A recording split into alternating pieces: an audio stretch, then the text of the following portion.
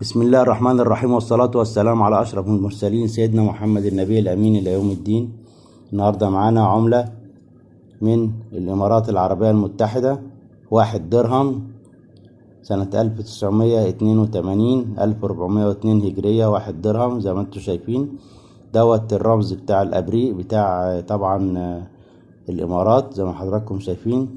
وده الوجه الآخر من العملة نوريه لكم برضو اهو، 1 درهم مكتوب على الإمارات العربية المتحدة. دي بالنسبة لعملة الإمارات زي ما حضراتكم شايفين، عملة جميلة جدا من الفضة.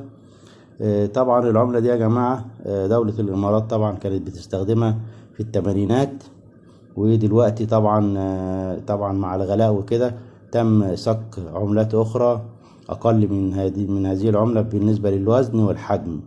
طبعا الوزن كل ما يخف في أي بلد من الوزن بيخف وبتظهر العملة، تعرف ان الاقتصاد بيقل.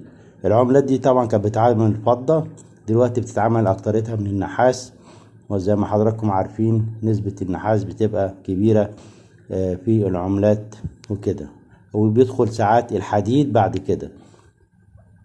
يعني لما الدولة بقى يعني خلاص بتفتقر بتتعمل بعد كده نحاس، بتتعمل بعد كده حديد. خلاص الحديد دي جابت اخرها وبيطلوها بفضة او حاجة زي كده عشان ما تصديش وتطوس يعني. طبعا يا ريت الاشتراك بالقناة فضلا وليس امرا، وتفعيل زر الجرس بالكل عشان يصلكم كل جديد، وما تبخلوش علينا باللايك بتاع حضراتكم.